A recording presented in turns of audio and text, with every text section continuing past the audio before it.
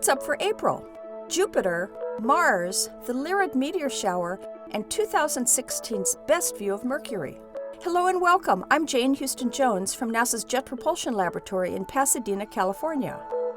Jupiter, where NASA's Juno mission will begin orbiting on July 4th, continues to shine almost as brightly this month as last, and eagle-eyed telescope viewers will see a transit, a shadow transit, an occultation, and an eclipse of Jupiter's moons, all on one night, April 6th and 7th.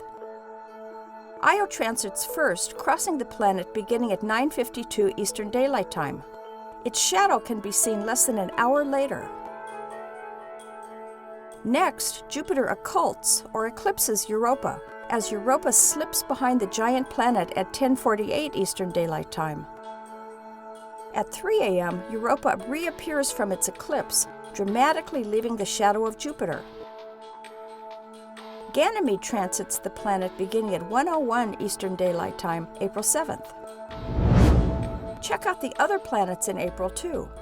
Mercury is always a challenging object to view, but this month you can spot it just after sunset, about 10 degrees above the horizon. Through a telescope, you can see its phase. It will appear like a tiny crescent moon with about 1/3 of its disk illuminated. Mars is finally visible before midnight this month. It rises in the southeast at about 10 p.m. by the end of April. The best observing of Mars will be when it's highest in the sky.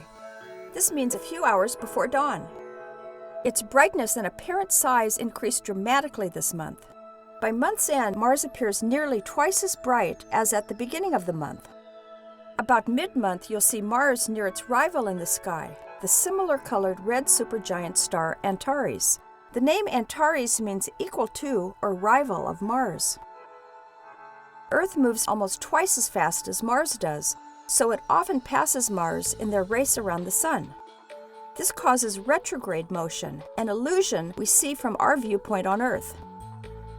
Retrograde motion happens as Earth catches up to Mars, causing Mars to appear to slow its eastward motion against the stars.